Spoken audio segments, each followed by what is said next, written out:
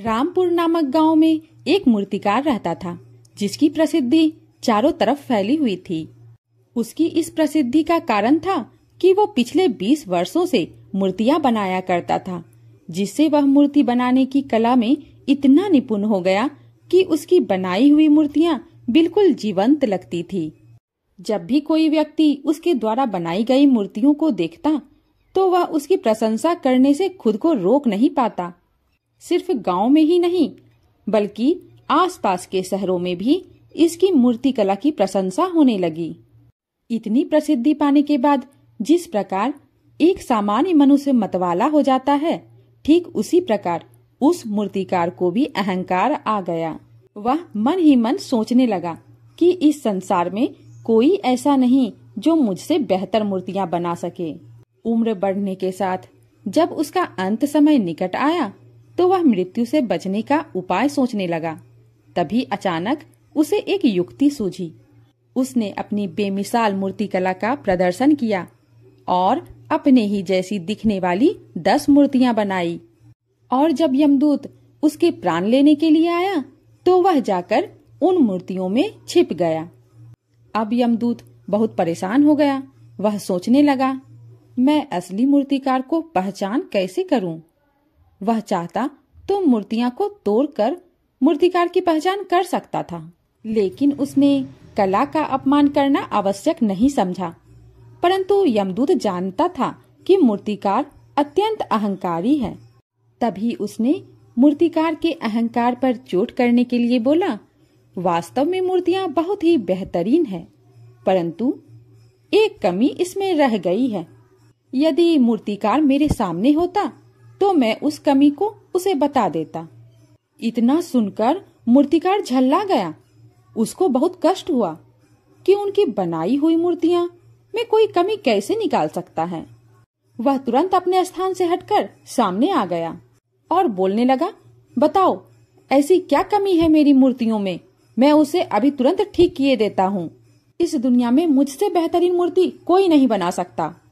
तभी यमदूत ने कहा, तुम्हारी मूर्तियां बेहद बेहतरीन है, मगर हकीकत तो ये है कि मूर्तियां कभी बोला नहीं करती। इतना कहकर वह मूर्तिकार के प्राण को लेकर यमलोक चला गया। इस कहानी से शिक्षा कि अहंकार विनाश का सबसे बड़ा कारण होती है। धन्यवाद। गुरु और शिष्य की कहानी। एक बार की बात है, एक आश्रम में 3 शिष्य रहते थे। तीनों ने अत्यंत मेहनत से अपनी शिक्षा संपूर्ण की। उसके बाद तीनों शिष्य गुरुदेव के पास गए और बोले, गुरुदेव, अब हमारी शिक्षा संपूर्ण हो गई है। अब गुरु दक्षिणा देने का वक्त आ गया है। तब गुरुदेव मुस्कुराए और बोले, यदि तुम लोग मुझे गुरु दक्षिणा देना ही चाहते हो, तो कल मुझे एक थैला सूखे पत्ते लाकर दे दो।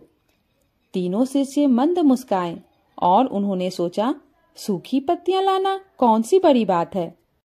दूसरी सुबह तीनों शिष्य पास के ही जंगल में दक्षिणा के लिए सूखे पत्ते लाने चले गए।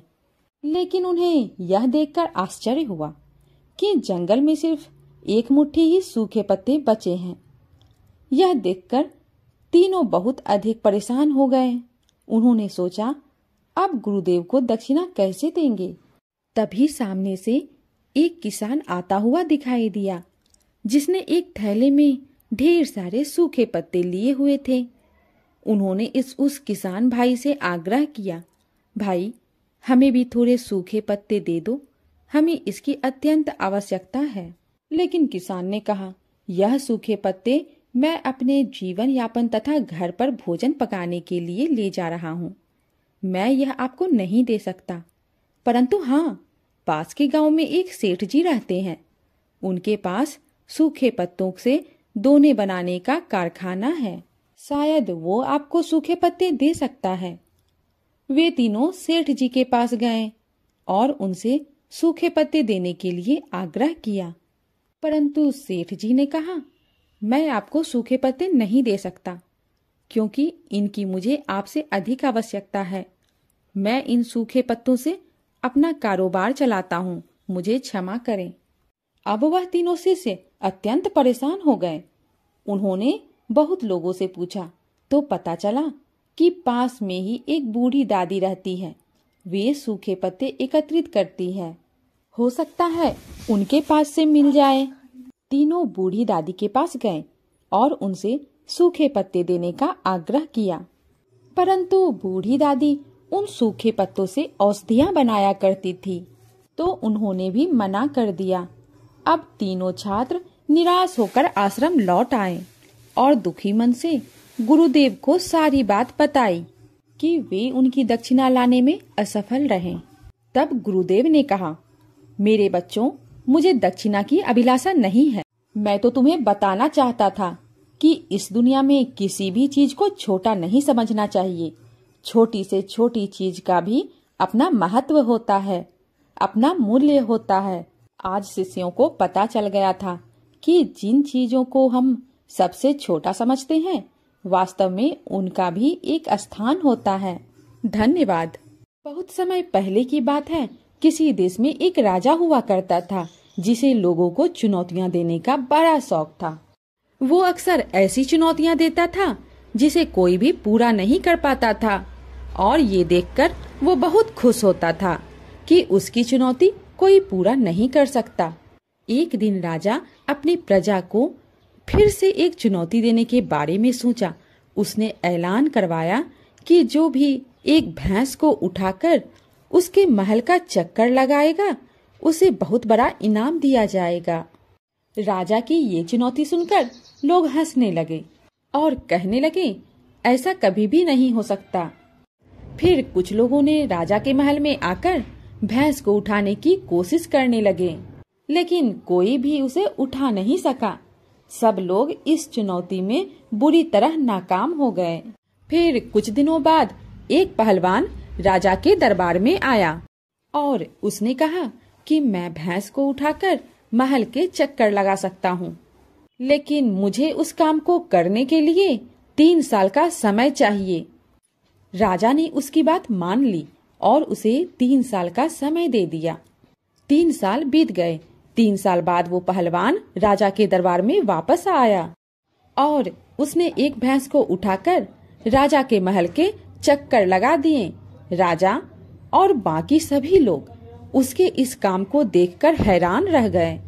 राजा ने उससे कहा कि उसने तो वैसे मजाक में ये चुनौती रख दी थी, लेकिन तुमने ऐसा कैसे किया?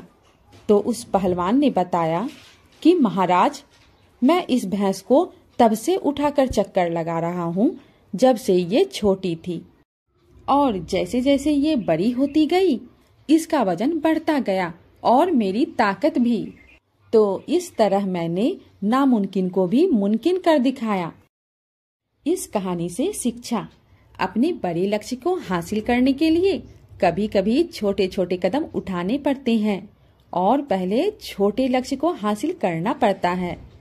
कोई भी काम नामुमकिन नहीं होता। इंसान यदि मन में ठान ले तो वो कुछ भी कर सकता है। धन्यवाद। अगर कहानी जरा सी भी अच्छी लगी हो तो लाइक जरूर करें और चैनल पर नए हैं तो सब्सक्राइब जरूर करें।